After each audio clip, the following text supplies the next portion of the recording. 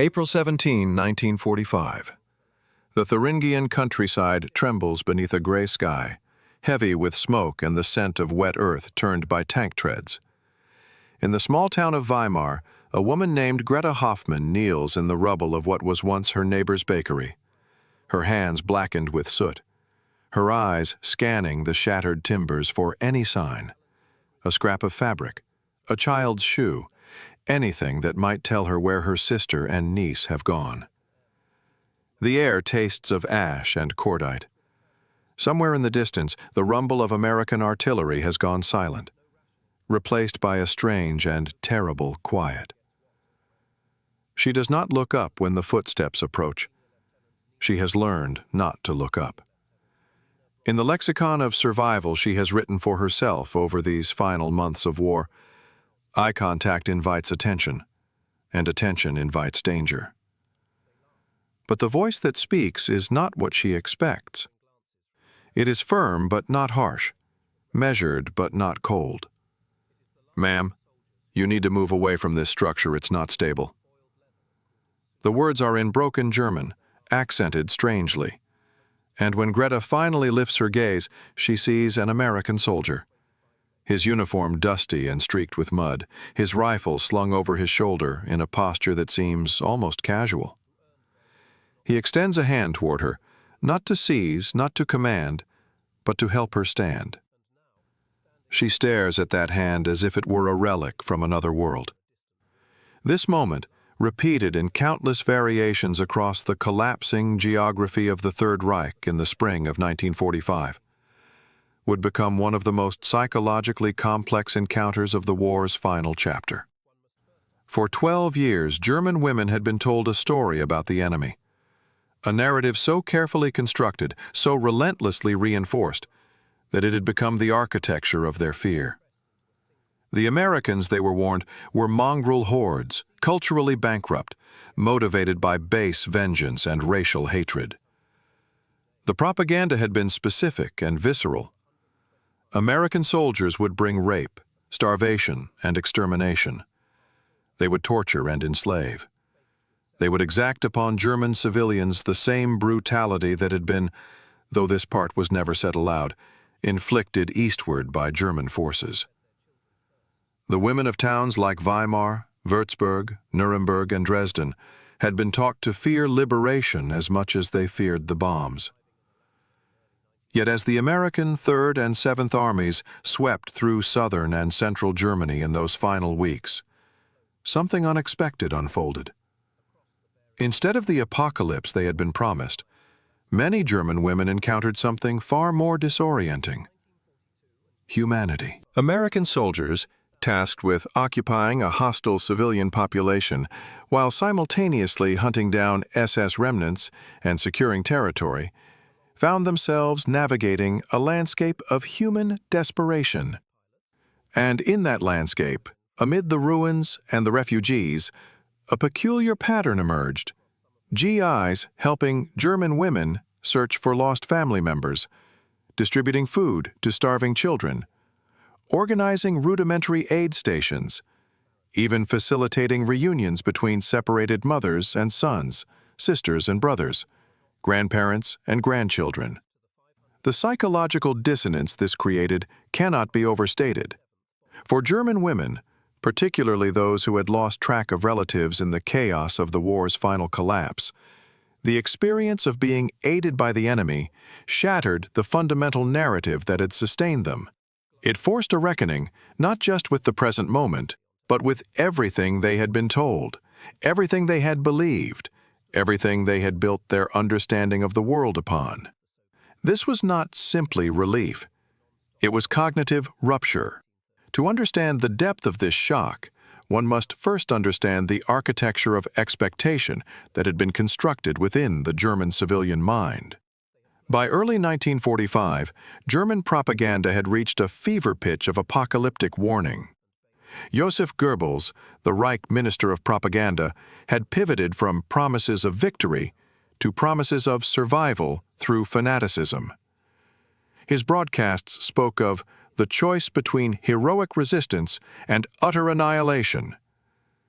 in speeches delivered over radio and printed in newspapers that still circulated despite the breakdown of infrastructure, he painted the advancing Allies, particularly the Soviets, but also the Americans and British, as forces of civilizational erasure.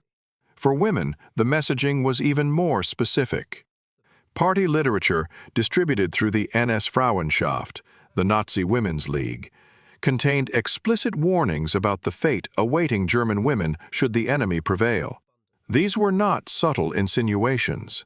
They were graphic, detailed predictions designed to mobilize terror as a weapon of last-ditch resistance. The intent was clear: to make surrender psychologically impossible, to ensure that civilians would support continued fighting, even as the military situation became hopeless. And for many, it worked. In towns across central Germany, as American forces approached, civilians fled westward or hid in basements, forests, anywhere that might offer concealment. Those who could not flee prepared for the worst. Greta Hoffmann had prepared.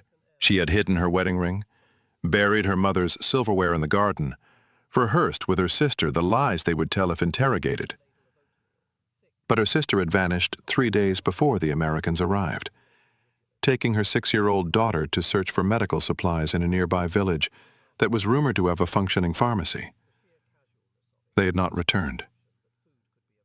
In the chaos of those final days, the roads clogged with Wehrmacht remnants retreating in disorder, the sudden appearance of SS units executing deserters, the endless columns of refugees moving in every direction like blood cells in a dying organism. It was easy to lose people. Families were separated by hours and found themselves divided by miles, by battle lines that shifted faster than information could travel. When the Americans entered Weimar on April 12, 1945, Greta had remained hidden for 2 days, subsisting on jars of preserved fruit and listening to the sounds of occupation, the idling of jeep engines, the calls in English, the occasional sharp crack of a rifle shot. On the 3rd day, hunger and desperation drove her into the open. She needed to search for her sister. She needed to know. What she encountered was not the marauding horde of her imagination. The American soldiers she saw were exhausted, dirty, and wary, but they were also organized. They had established a command post in the town square. They were distributing water from a truck. They had posted notices, in German, instructing civilians on curfew, on the location of food distribution points, on the prohibition against looting. There was order, not chaos. There was structure, not savagery. But Greta did not trust it. Trust was a luxury she could not afford. She kept to the edges of ruined buildings, moving through the town like a ghost, searching the places her sister might have gone. It was in the wreckage of the bakery. The pharmacy trip had been a desperate hope. The bakery had sometimes traded bread for medicine, that the American soldier found her. His name was Corporal James Mitchell, from a town in Ohio so small that when he described it to other soldiers, he had to reference the nearest large city, Cleveland, and then explain that he lived 2 hours south of there. He had been assigned to a civil affairs detachment, a unit tasked with managing the occupation and preventing civilian unrest. His German was rudimentary, learned from a phrase book and sharpened through halting conversations with prisoners and refugees. He was 23 years old. He had seen combat since Normandy. He had seen things that would live in his nightmares for the rest of his life. And now he was standing in a destroyed German town, looking at a woman who flinched when he offered his hand. "Are you injured?" he asked, gesturing to her hands, which were cut and bleeding from digging through debris. She shook her head, unable to form words. "Are you looking for someone?" The question unlocked something in her. The words spilled out in rapid German, too fast for him to follow completely, but he caught the essential meaning. Sister, child, missing. 3 days. He nodded, held up a hand to slow her down, then gestured for her to follow him. What happened next was not unique. Across occupied Germany, American civil affairs units, military police detachments, and even frontline infantry soldiers found themselves acting as impromptu social workers, navigating a humanitarian crisis that military training had not prepared them for. The scale of displacement was staggering. By May 1945, an estimated 8 million displaced persons were moving across Central Europe. Concentration camp survivors, freed slave laborers, refugees, released prisoners of war, and German civilians fleeing the Soviet advance. Roads were impassable. Communication networks had collapsed. Families were scattered like seeds in a storm. The American military response was improvisational and uneven, but it was remarkably humane.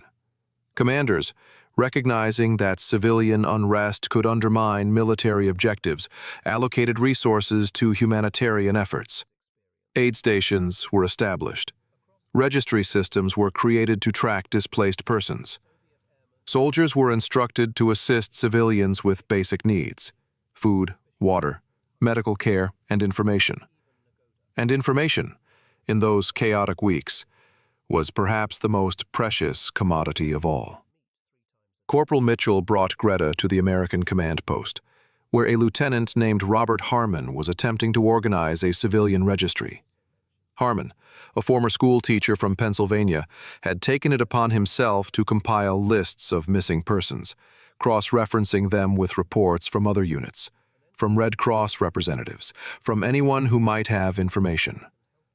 It was a Sisyphean task, but he pursued it with the methodical determination of a man who understood that small acts of order could mean everything in a world that had dissolved into chaos. Through Mitchell's translation, Greta described her sister, her age, her appearance, the clothing she had been wearing, the direction she had traveled. Harmon wrote it down in a ledger that was already thick with names. He could make no promises, he explained, but the information would be shared with other units, other registries. If her sister had been detained, if she had sought help at another American post, if she had been injured and taken to a field hospital, any of these threads might lead somewhere. Greta did not believe him. How could she? She had been taught that the enemy did not care, that the enemy was incapable of caring. And yet here was this man, this American officer, spending his time writing down the name of a German woman he had never met, promising to try to find her. The symbolic object that would recur through Greta's memory of this period was a chocolate bar. Before she left the command post, Corporal Mitchell reached into his pocket and pulled out a Hershey's bar, standard issue in American rations. He broke it in half and handed one piece to her. "Eat," he said in German, miming the action. "You need food." It was a small gesture, almost trivial in the context of war. But for Greta, it carried a weight that no grand political statement could have matched. This was food, scarce, precious, life-sustaining food, being given freely by a soldier who had no obligation to give her anything. The chocolate tasted sweeter than anything she remembered, and that sweetness was inseparable from the bewilderment of the moment. She was being helped. The enemy was helping her. Over the following days, Corporal Mitchell and Lieutenant Harmon became unlikely fixtures in Greta's life. Mitchell checked on her daily, bringing her to the registry to see if any new information had arrived. Harmon expanded his network, sending inquiries to nearby towns, to evacuation points, to field hospitals. Other soldiers contributed. A medic treated Greta's hands. A cook provided her with tins of rations. A driver gave her space in a truck heading to a neighboring village where rumors suggested a group of refugees had gathered. This was not an isolated incident. In Nuremberg, American soldiers helped a woman named Helena Brown search for her elderly parents, eventually locating them in a refugee column 20 kilometers away and arranging transport for their reunion.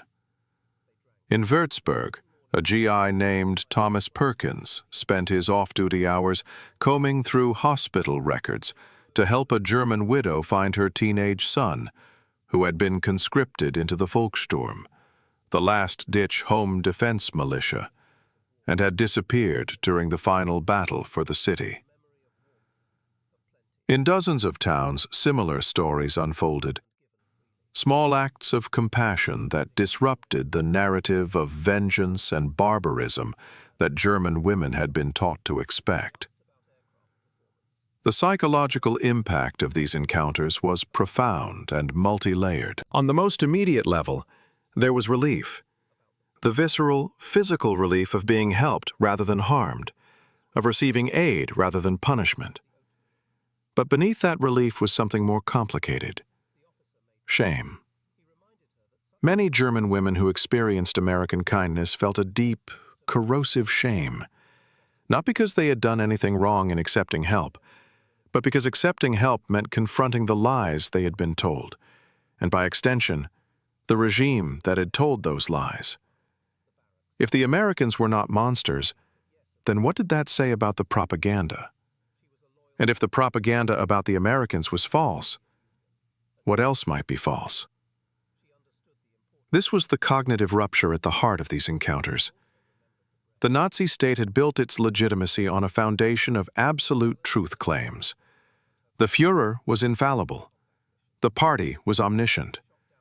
The enemy was exactly as described, subhuman, malicious, irredeemable. To discover that the enemy was in fact capable of decency, even generosity, was to discover a crack in the edifice of totalitarian certainty. And through that crack, doubt could enter. For Greta Hoffmann, the doubt began with the chocolate and grew with each subsequent interaction. When Corporal Mitchell asked her about her life before the war, she found herself telling him about her job as a seamstress, about her love of music, about the small garden she had kept behind her house. He listened without judgment, without interrogation. He told her, haltingly, about his own life, the farm in Ohio, the siblings he missed, the hope that the war would end soon so he could go home. In these conversations, a strange alchemy occurred.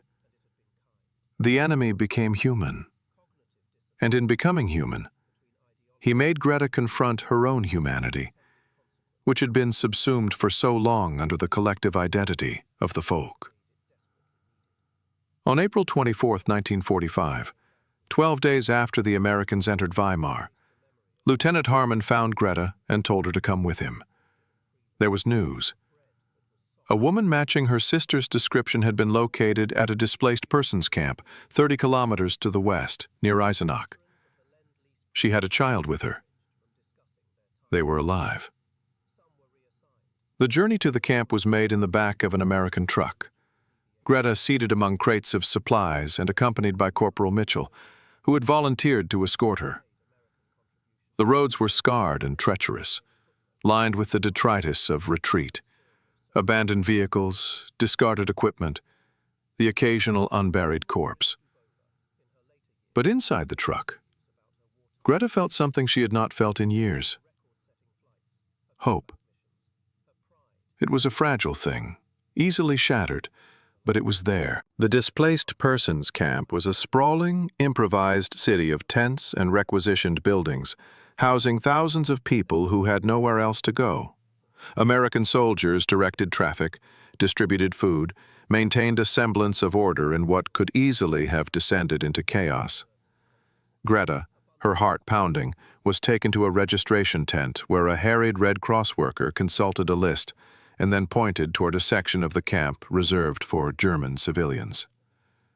She saw her sister from a distance, standing near a tent, holding her daughter's hand. For a moment, Greta could not move. The world contracted to that single point. Her sister. Alive.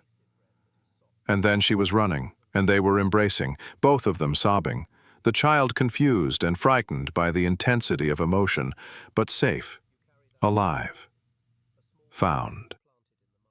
Corporal Mitchell watched from a distance, leaning against the truck, smoking a cigarette. Lieutenant Harmon, who had accompanied them, stood beside him. Neither man spoke. There was nothing to say. This was the work. This was what they could do. But the significance of the moment extended far beyond personal reunion. For Greta, and countless women like her, these encounters with American soldiers represented a fundamental challenge to the ideological framework that had defined their lives. The Nazi regime had built its power on a foundation of absolutes: absolute loyalty, absolute obedience, absolute hatred of the enemy. To discover that the enemy was not absolute, that he was capable of nuance, compassion, individuality, was to discover that the regime's authority was not absolute either. It was built on lies, and those lies were collapsing as surely as the military front. This collapse was not instantaneous. Ideology does not evaporate overnight. Many German women who experienced American kindness rationalized it as exceptional, as the act of individual soldiers, rather than a reflection of American society or values. Others clung to the belief that the propaganda had been essentially correct, that they had simply been fortunate to encounter the rare, humane Americans, while the majority remained monstrous. Cognitive dissonance is a powerful force, and the human mind is adept at constructing narratives that preserve existing beliefs, even in the face of contradictory evidence.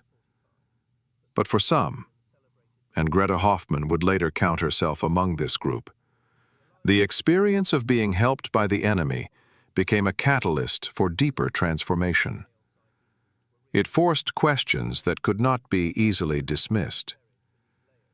If the Americans were not what we were told, what else were we told that was false? If they treat us with decency, why were we taught to treat others with cruelty?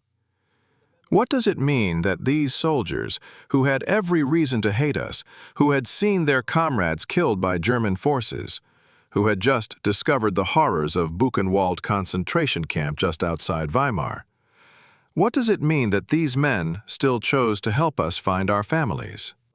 The irony of the Buchenwald context was not lost on thoughtful observers, then or later.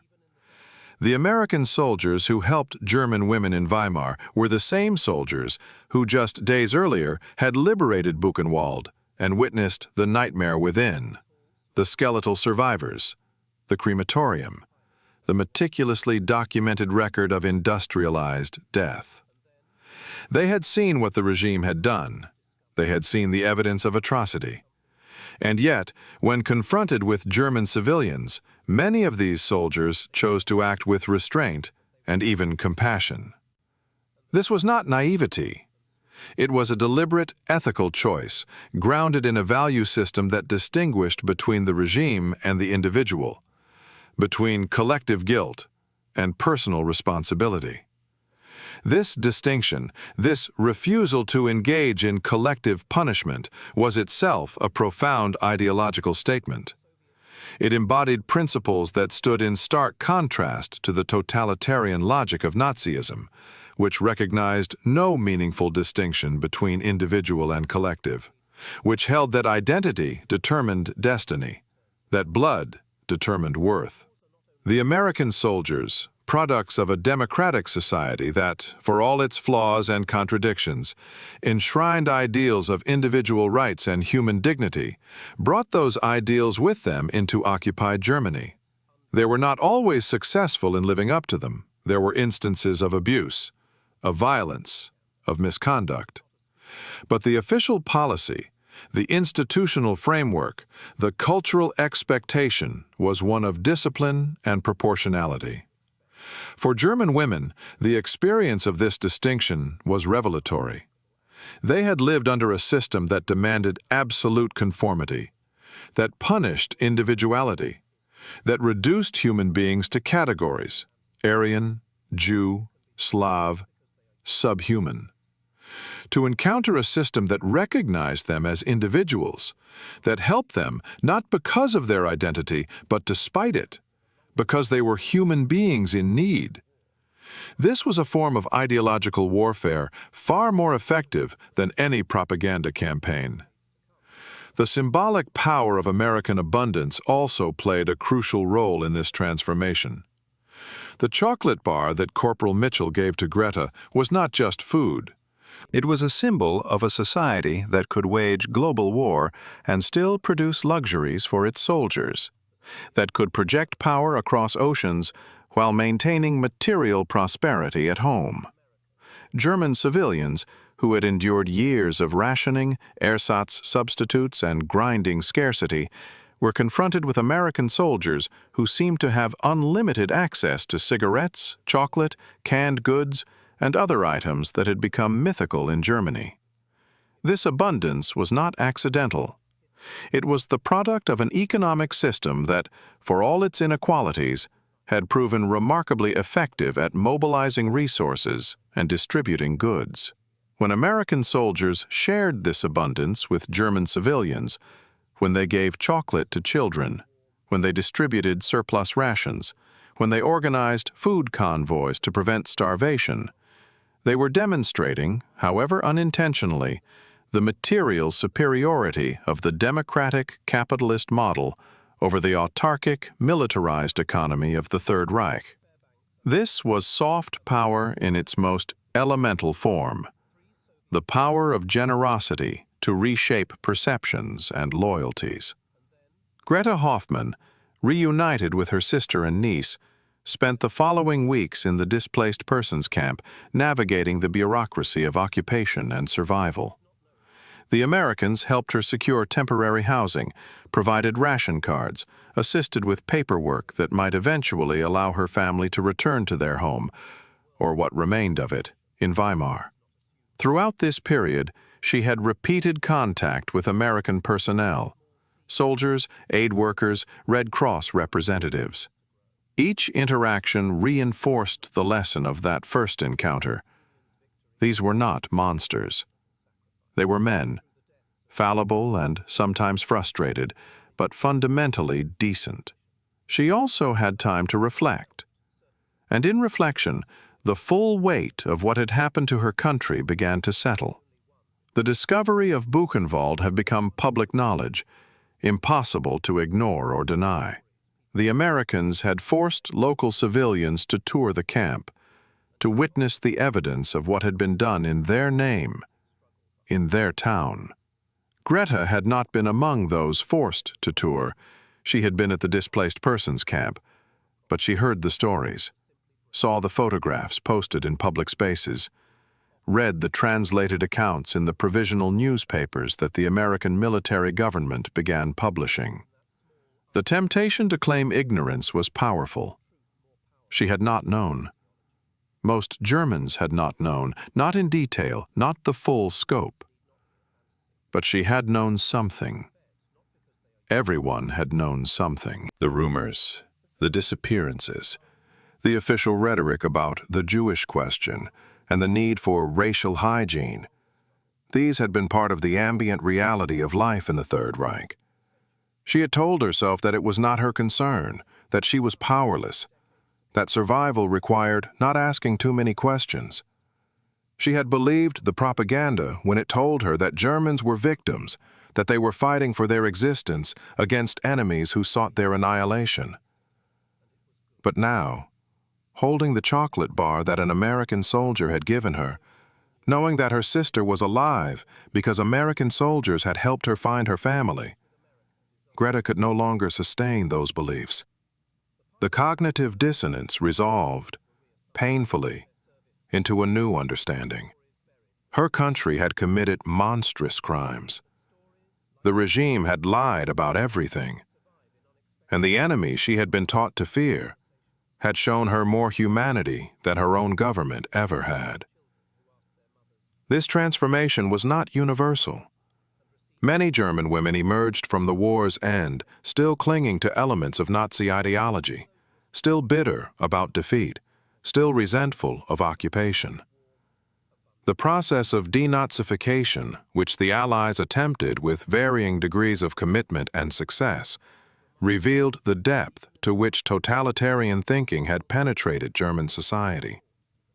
But for those who had experienced the shock of American compassion, who had seen the gap between propaganda and reality, the seeds of transformation had been planted. In the years that followed, as Germany rebuilt under occupation and eventually emerged as a democratic state, the memories of these encounters would become part of the complex narrative of post-war recovery.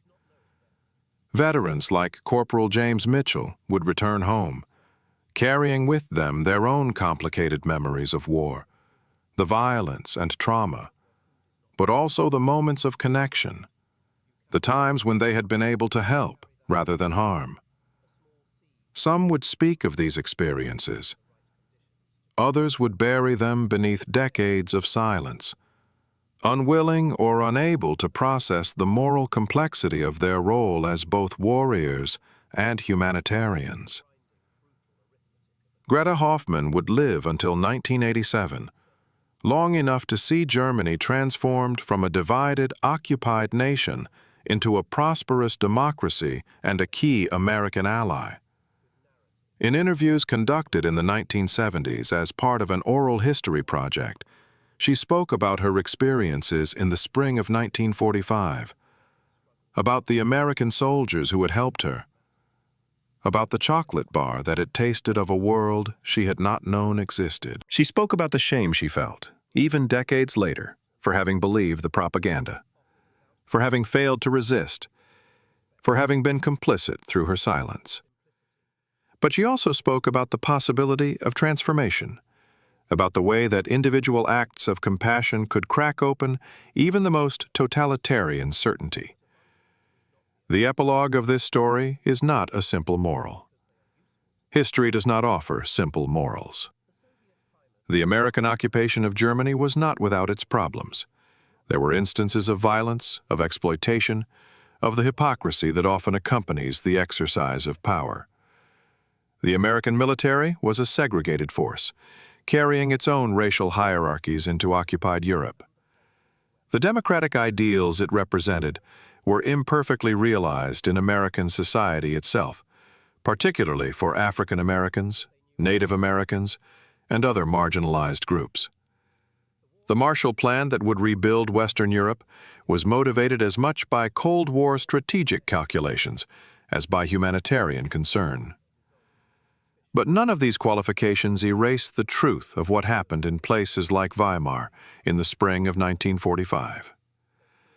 German women who had been taught to expect annihilation encountered instead a power that made distinctions, that saw them as individuals, that helped them search for lost family members, even as it prosecuted a war against their nation. This encounter between ideology and reality, between propaganda and lived experience, between expectation and actuality, created a space for transformation that would have profound implications for the post-war order. The chocolate bar remains the symbol, the recurring object through which this history can be understood.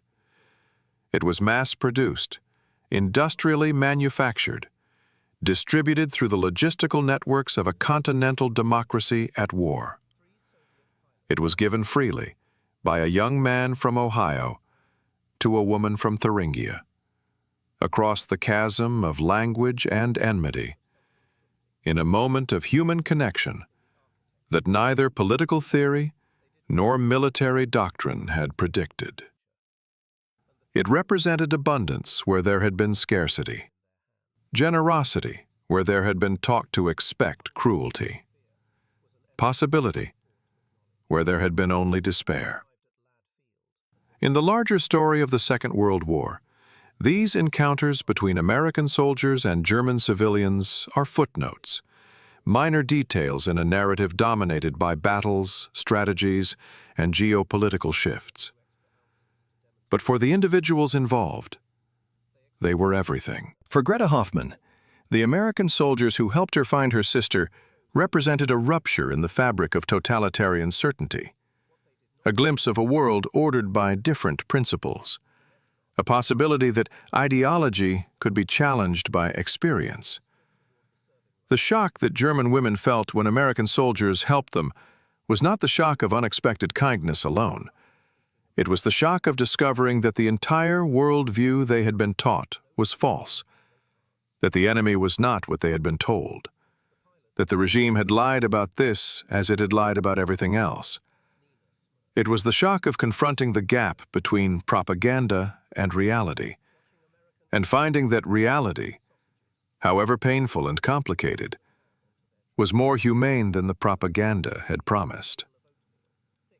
This shock, this cognitive and emotional rupture, was the beginning of transformation, not just for individuals, but for a nation.